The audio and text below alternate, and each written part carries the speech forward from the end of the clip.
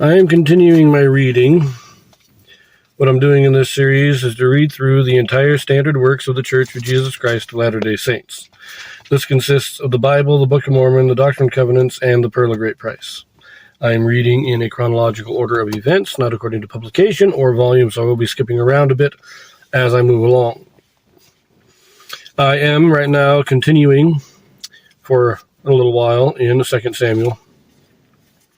My last reading, other than the Psalms, was 2 Samuel chapter 12, which concluded the affair between David and Bathsheba and pronounced God's judgments on David. We picked this up in chapter 13. Now, this is also another somewhat long chapter, very in-depth, detailed story here. So I will be splitting this into two videos again. And now we get to see the aftermath of David's sin. But before we read, let us remember, at the time of this affair, David's probably in his early to mid-40s, possibly late 40s, but I don't think it was that long. But probably early and mid-40s, say around 45, probably.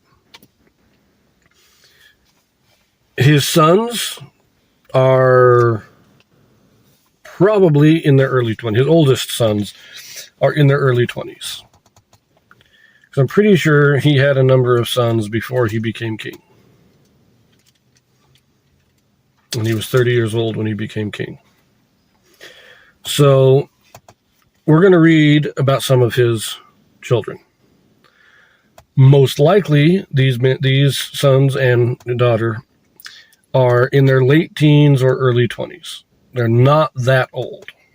So remember that. But let us read here. Chapter 13. Amnon loves Tamar, his sister, and by artifice forces her. He is slain by Absalom's command. Absalom flees to Geshur.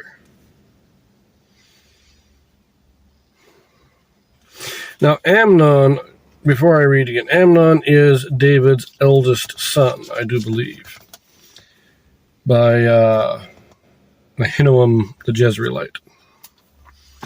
And Absalom, I believe, is his son by Abigail the Carmelite, or the former wife of Nabal. But I do want to just do a quick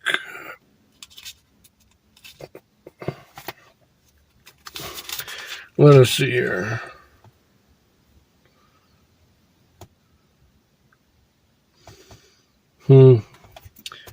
Amnon is not in the Bible dictionary. Absalom, third son of David.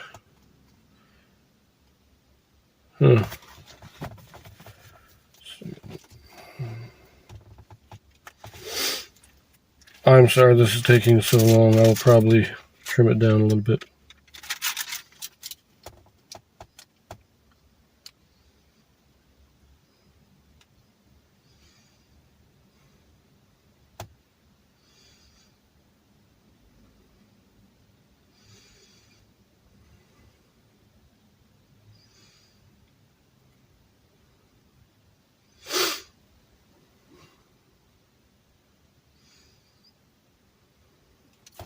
Okay, so Absalom is his third son, not born to Abigail, but born to Maacah. Anyways, and I'm looking at it, and they were all born in Hebron, which means that this story only makes sense if David was almost 50 years old. He'd have to be in his late 40s, early 50s, at the time of Bathsheba. So, at the time of his affair. Anyways, getting the timing right, I think, is important, but it's very difficult. Let us read the verse, starting in verse 1. And it came to pass after this that Absalom, the son of David, had a fair sister, whose name was Tamar. And Amnon, the son of David, loved her. And Amnon was so vexed that he fell sick for his sister Tamar, for she was a virgin. And Amnon thought it hard for him to do anything to her. But Amnon had a friend, whose name was Jonadab, the son of Shimea, David's brother. And Jonadab was a very subtle man. And he said unto him, Why art thou, being the king's son, lean from day to day? Wilt thou not tell me? And Amnon said unto him, I love Tamar, my brother Absalom's sister. And Jonadab said unto him, Lay thee down on thy bed, and make thyself sick. And when thy father cometh to see thee, say unto him, I pray thee, let my sister Tamar come, and give me meat, and dress the meat in my sight, that I may see it, and eat at her hand. So first of all, technically his half-sister, the sister of Absalom. So they have the same mother. Maacah is the mother of Absalom and the mother of Tamar. But Ahinoam is the mother of Amnon. So they're half brother and sister. Still not a good relationship. Very much, just the relationship itself would be against the law of Moses. But Amnon is so overcome. This isn't love. Let's get that straight right from the beginning. Amnon does not love Tamar. He lusts after her. She's a very fair woman, and he wants to possess her physically. Now, given what just happened with David and Bathsheba, he doesn't have the best of role models in this particular instance. And now his cousin, Jonadab, being David's nephew, is laying a plan here for him. And so Amnon, he was an idiot at first, pining away, just being probably in his late teens, because it just sounds like the behavior of a teenager. But they lay this plan here, and let us continue reading.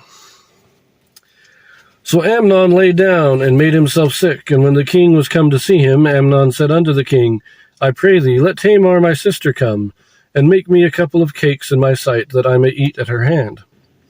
Then David sent home to Tamar, saying, Go now to thy brother Amnon's house, and dress him meat. So Tamar went to her brother Amnon's house, and he was laid down, and she took flour, and kneaded it, and made cakes in his sight, and did bake the cakes. And she took a pan, and poured them out before him, but he refused to eat, and Amnon said, Have out all men from me. And they went out, every man from him. So now we got the setup here. We get Tamar sent in, and she very happily goes. She has no problem with this. She doesn't suspect anything. David doesn't suspect anything. And note that Amnon had to be in his, I would say he probably was in his early 20s, because he has his own house. But it could be just the house, his mother's house. And because each of David's wives would have had their own house. They wouldn't have all lived in the same place. And Tamar was living with David. And he sent her to Amnon's house. They probably all lived in the same complex, kind of the palace estates, the palace grounds, and they each had their own house on the palace grounds. And so Amnon, he refuses to eat. She very, very dutifully makes the food, but he won't eat, and he sends all the men out so that they're alone. So he's setting it up here. Verse 10, And Amnon said unto Tamar, Bring the meat into the chamber, that I may eat of thine hand. And Tamar took the cakes which she had made, and brought them into the chamber to Amnon her brother. So they weren't in the same room. She was in the kitchen, he was in his bed, probably could see what she was doing through the doorway, while she cooked and did everything in his sight, but they weren't in the same room. He was in the bedchamber, and she was just outside the bedchamber. Anyways, verse 11, And when she had brought them unto him to eat, he took hold of her, and said unto her, Come, lie with me, my sister. And she answered him, Nay, my brother, do not force me, for no such thing ought to be done in Israel. Do not thou this folly, and I, whither shall I cause my shame to go? And as for thee, thou shalt be as one of the fools in Israel. Now therefore, I pray thee, speak unto the king, for he will not withhold me from thee. Howbeit he would not hearken unto her voice, but being stronger than she, forced her, and lay with her.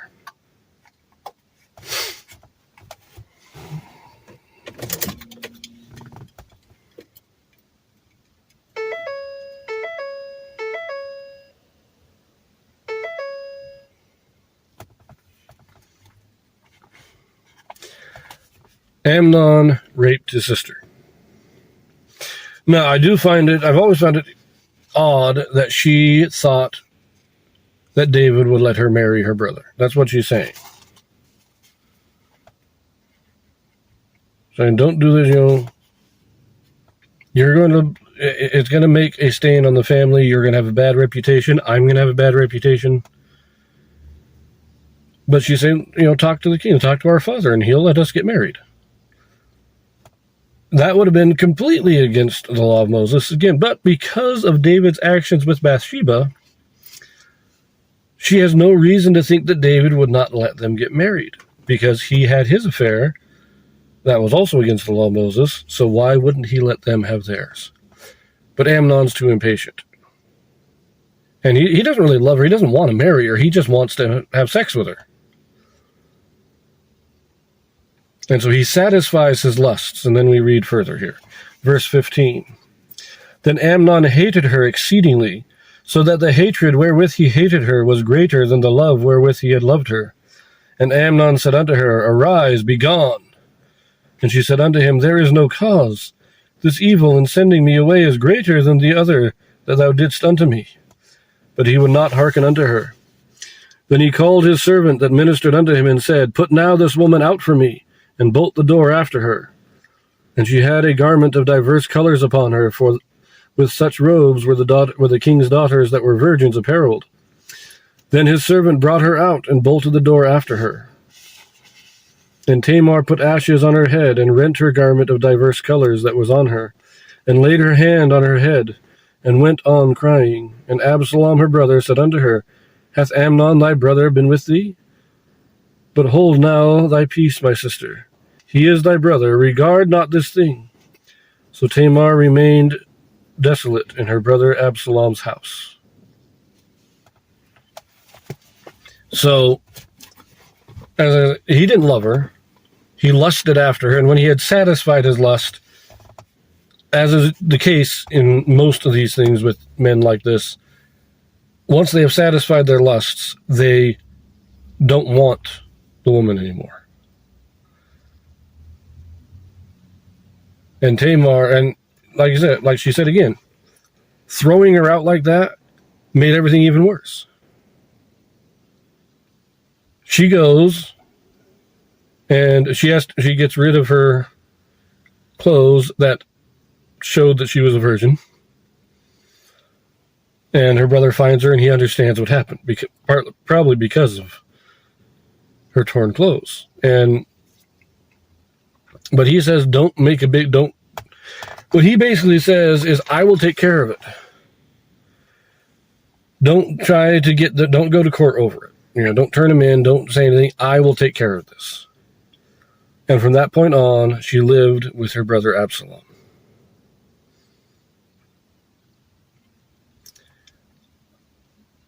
Would this have happened if David had not had his affair with Bathsheba? Would Amnon have felt that he could get away with this if it had not been for what David did with Bathsheba? Now, we can't really know how much of a connection there is there, but it's almost certain that there is some connection there between the two.